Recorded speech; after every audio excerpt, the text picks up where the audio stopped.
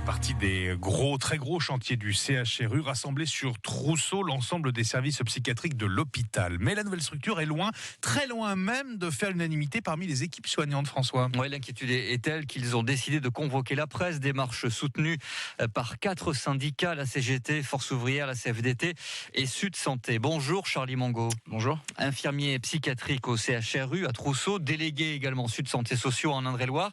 Rassembler les services psychiatriques de l'hôpital sur un seul bâtiment tout neuf et moderne, l'idée apparaît sur le papier séduisante. C'est bien le problème et le piège d'un projet architectural qu'on nous vend comme étant une amélioration. C'est dans quelles conditions on le fait. Or là, les conditions, elles apparaissent totalement inacceptables. Pourquoi ? Alors déjà, le projet architectural, il est prévu dans un espace extrêmement petit. Vraiment 13 000 mètres carrés, alors que actuellement, par exemple, il y a 2 services sur le site de Trousseau qui sont dans plus grand que ça. Là, on va mettre 4 services, plus les adolescents, plus la direction de la psychiatrie. Dans un bâtiment plus petit. Dans un bâtiment très petit, avec très peu d'accès aux extérieurs. Il y a aussi le fait de rassembler sur un même lieu des espaces qui étaient disséminés dans la ville pour être au plus près des lieux de vie des gens. Et puis, surtout, ce qui suscite plus que l'inquiétude, mais la certitude que ça va être la catastrophe, c'est la volonté de supprimer 84 lits d'hospitalisation complète, puisque actuellement il y a une capacité d'accueil de 204 lits aujourd'hui pour accueillir et prendre en charge des adultes en hospitalisation complète. Et là, l'ARS vient de passer en force et en secret un projet à 120 lits, donc moins 84 lits. Donc on passe de 204 lits à 120 lits aujourd'hui. J'imagine que l'ARS a quand même ses raisons. Non, elle vous... Alors, c'est difficile de les savoir puisqu'elle s'exprime pas directement à nous. Comme j'ai dit, ça s'est fait dans le secret et en urgence. Il y avait un projet qui a été concerté avec une partie des professionnels l'année dernière et qui avait abouti à 180 lits, ce qui était déjà un consensus et déjà imposé pour des raisons budgétaires, organisationnelles. Là, on passe à 120 lits. Et là, on passerait à 120 lits. La raison, c'est qu'il manquerait 2 millions d'euros pour un projet. 2 millions d'euros, ce qui est une raison soi-disant financière, mais déjà qui est ridicule, puisque ces 2 millions d'euros, c'est rien du tout par rapport à l'ampleur du projet. Ça nous engage sur 10, 20, 30, 40 ans en psychiatrie. Donc, qu'est-ce que c'est qu'un investissement de 2 millions d'euros ?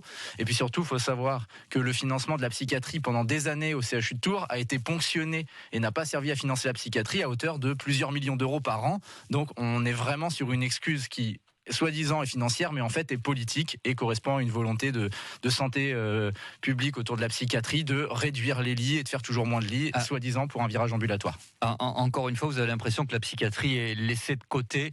C'est un petit peu la 5e roue du carrosse, si tant est que l'hôpital soit en carrosse aujourd'hui.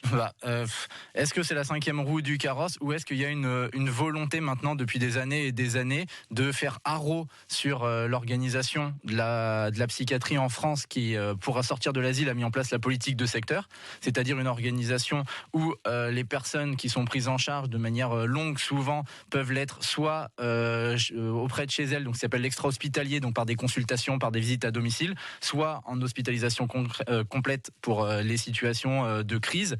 Ça, c'est un modèle qui est remis en cause de manière politique, puisque il faut faire des réductions de moyens.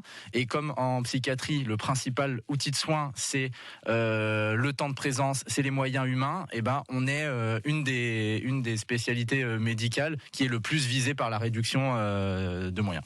Vous avez dit tout à l'heure que l'une des raisons qui expliquerait cette baisse de lits d'hospitalisation, c'est la fameuse médecine ambulatoire, ce virage ambulatoire qui est pris, on le sait, depuis longtemps dans la chirurgie classique, dans les autres domaines de la santé publique. Mais en psychiatrie, on peut faire de l'ambulatoire.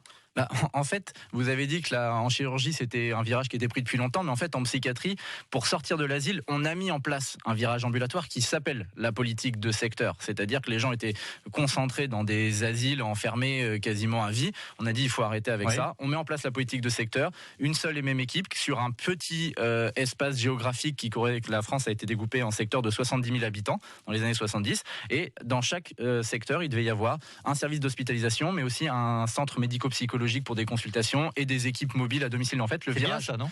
c'est pas nous, c'est ce qu'on défend. Et en fait, il faudrait aller encore plus loin. Le problème, c'est qu'un virage ambulatoire en psychiatrie, c'est pas une amélioration chirurgicale qui permet de sortir à J0 Ouais.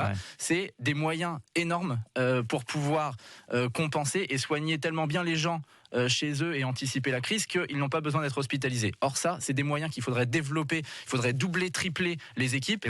Et l'ARS, à part faire des vœux pieux ou des promesses, ne promet rien du tout. Là, ce qu'ils veulent faire, c'est diminuer les moyens pour faire des économies. Toute dernière question, Charlie Mongo. Là, la suite, c'est quoi? Si vous allez demander de rencontrer l'ARS, de rencontrer la direction du CHRU de Tours? En fait, on l'a déjà demandé. Nous, il y a deux choses qu'on veut faire. C'est déjà, on veut être parfaitement entendu sur le fait que nous, ce qu'on demande, c'est des moyens pour la psychiatrie. On n'est pas dans le camp de ceux qui veulent réduire les moyens et qui voudraient s'accrocher. Nous, on pense que la politique de secteur et nos services, ils doivent être encore développés.